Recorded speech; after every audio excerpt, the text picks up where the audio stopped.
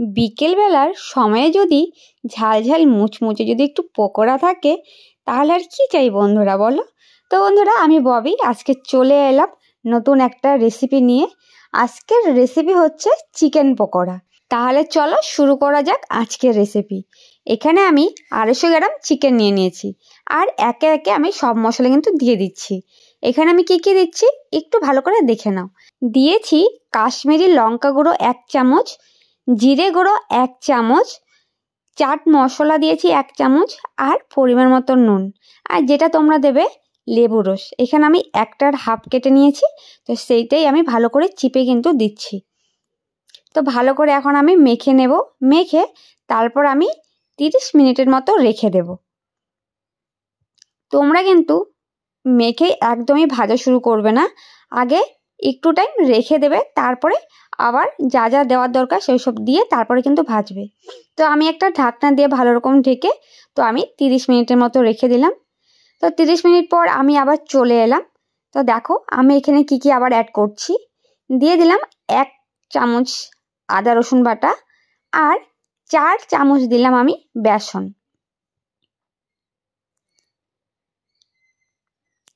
আর আমি এখানে অ্যাড করলাম অ্যারারুট দিয়েছি এখানটায় 2 চামচ, আর কর্নফ্লাওয়ার দিলাম আমি 1 চামচ। তো তোমরা চাইলে অ্যারারুট বা কর্নফ্লাওয়ার যে কোনো একটাই অ্যাড করতে পারো। তারপর যেটা ইম্পর্টেন্ট সেটা হলো চালের গুঁড়ো।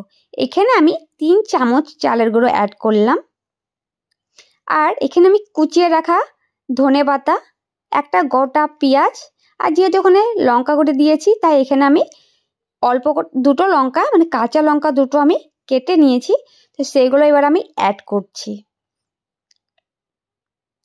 ঝাল তোমরা যেরকম খাবে সেরকম দেবে।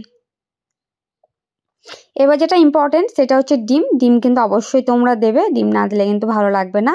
তো আমি একটা ডিম ফাটিয়ে নিয়েছি। এবার এই পুরো বেটারটা ভালো করে মাখতে হবে, যাতে চিকেনের ভিতরে সব মশলা কিন্তু ঢোকে। দেখো আমার মাখা কিন্তু ফাইনালি হয়ে গেছে, এবার ভাজার পালা।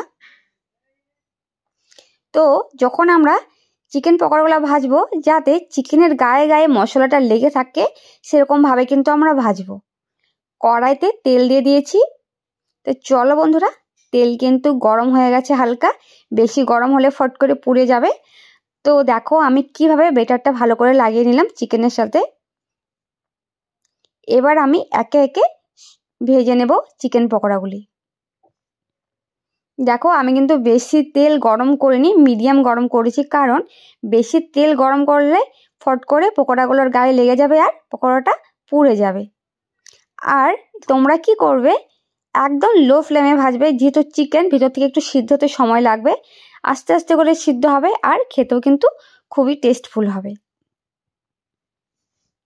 যেহেতু এখানে চালের গুঁড়ো দিয়ে হয়েছে, তো চালের গুঁড়ি দিলে কি হয়, একটা মুচমুচে ভাব চলে আসে, খেতে কিন্তু দারুণ লাগে।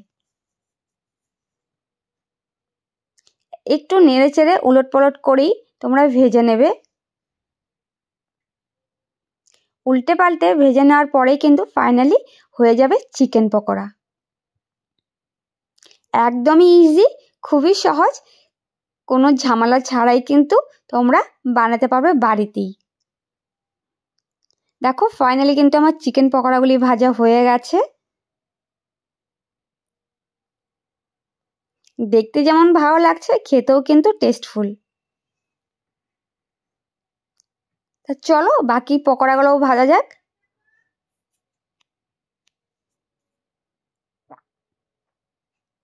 বিকেলবেলার সময় যদি এরকম পকোড়া ভেজে সস দিয়ে যদি খাওয়া যায়, দারুণ কিন্তু লাগে। তো আজকে আমার ছেলে বায়না করছিল যে মা পকোড়া খাবো, তাই আজকে ওর জন্য বিশেষ করে বানানো। কারণ আমার ছেলে বা আমি, আমার হাজব্যান্ড সবাই একটু ঝাল ঝাল মোচমোচে পকোড়া খেতে আমরা পছন্দ করি। তাই আজকে বানিয়েই নিলাম আজকে চিকেন পকোড়া, আর একটু সস দিয়ে খেলে কিন্তু দারুণ লাগে। তাহলে চলো আমার ছেলের রিভিউটা কী দেয় একটু শুনে নাও। Mimi.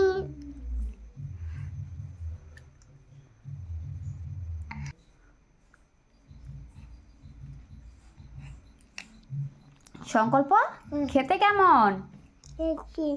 টেস্টি। এরকম করে হাত দিয়ে দেখাও তো, খেতে কেমন? তো বন্ধুরা, আজকের রেসিপি তোমাদের কাছে কেমন লেগেছে অবশ্যই কমেন্ট বক্সে কমেন্ট করবে, আর নতুন বন্ধুরা সাবস্ক্রাইব করে পাশে থাকবে।